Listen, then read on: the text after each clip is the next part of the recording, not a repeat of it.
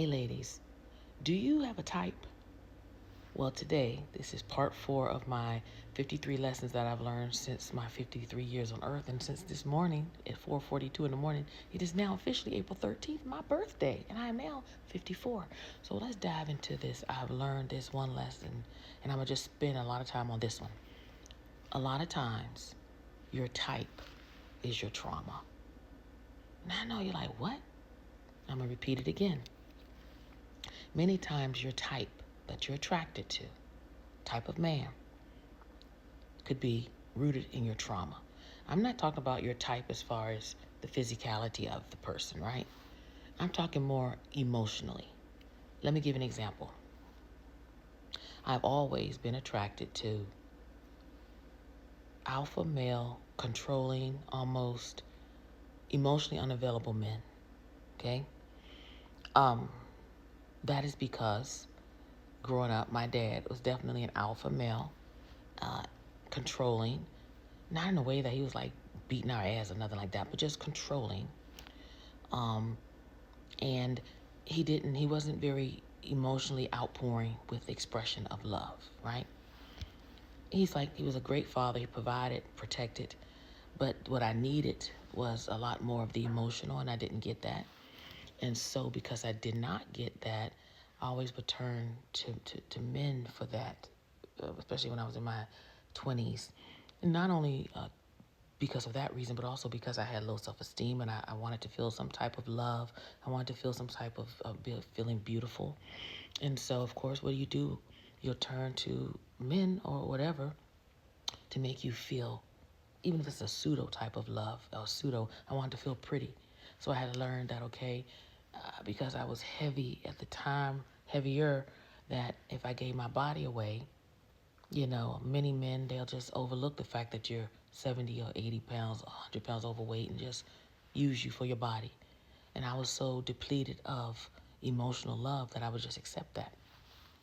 So let's talk about now. You're grown, you're an adult, and the type of man, and I'm going to let you do this test, ladies. When you meet a man and this one particular type, you always get like this knee-jerk reaction where you are instantly drawn to him. Besides the physical now, what is it about his character or his emotional state of being that you keep being so drawn to? And for me, it was based on trauma. So when I met my husband, and he was very mild-tempered and just total opposite of everything. I literally, I pushed him away a lot of times. I thought he was weak.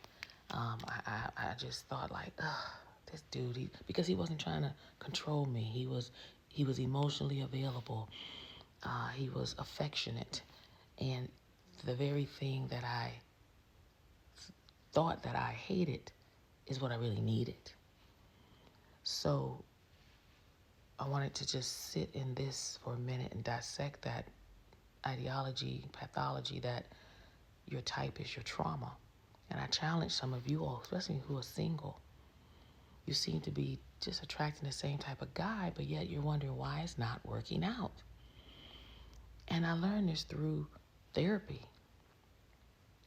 And again, it's okay to have a type. I mean, if you like men who are a certain height or a certain, I don't know, it's fine. But I'm talking about what the meat and bolts of it, the meat and potatoes of a person's character and how they are and how they show up in life.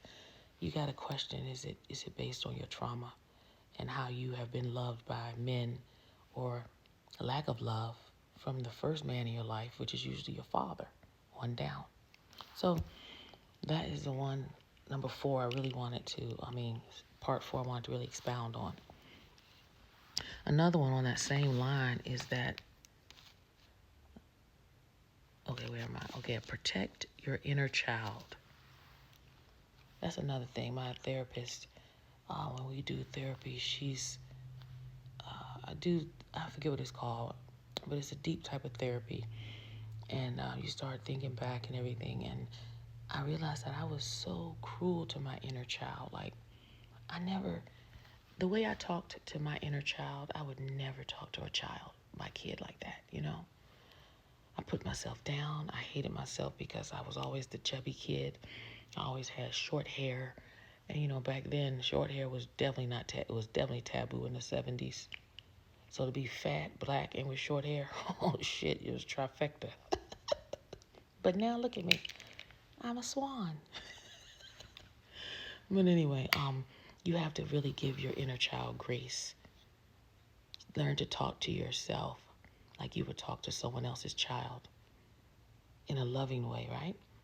How would you talk to your own kid? Would you tell your own kid, you're fat, you ain't shit, you ain't never gonna be nothing? Look at you, you're ugly, your lips are big, you're overweight, you know, you don't want to talk to your child like that. But yet we talk to ourselves like that all the time. Well, I know I did. So I'm reversing now. I'm learning to reverse my stinking thinking. And it's a job. Oh my God. Becoming mentally healthy is a job that is not for the weak. But what's the alternative?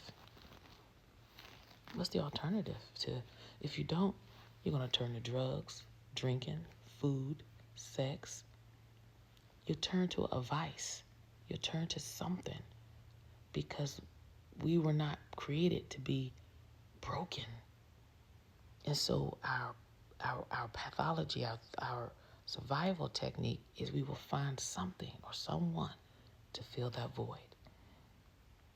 You see all these people with all these cats, these women, they're in their 40s and 50s with 12 cats. What the fuck? Why do you need all those cats? Those cats can't fill a void. But what those cats can't do is hurt you, right? You don't have to emotionally open up to them. And if you do, they won't reject you. Same with food. Food would never reject you, or yet it does, because it adds weight on you. Drugs, alcohol, promiscuity. You think that you are hiding, but really you're just self-soothing. And when you self-soothe, you just make yourself miserable. Trust me, I've been there. I've done it all. Except for drugs. I never did drugs. And thank God to that, because if I did, I'd probably be a crackhead, and I'm not lying. I'm not lying. Because if I try something that makes me feel good, I'm freaking going to be the best at it. And that's just that. So, okay, this is part 4, and I'm going to upload then part 5 on the 53 lessons I've learned on my 54 years on Earth. Because today, April 13th, is my birthday. And look who's down here with me. In the mornings when I wake up really early, I don't want to be talking loud in the bedroom with my husband, and then I didn't feel like being in my office. So I was like, let me come and be in the living room, and you know who follows me. Let me show y'all. There she is, y'all. There she is. Yeah, she almost choked on a toy the other day. Thank you for all of you all who told me what to do next time that she has something pride in her mouth and I can't open her mouth. Thank you all for telling me what to do. All right, love y'all. Be blessed. Bye.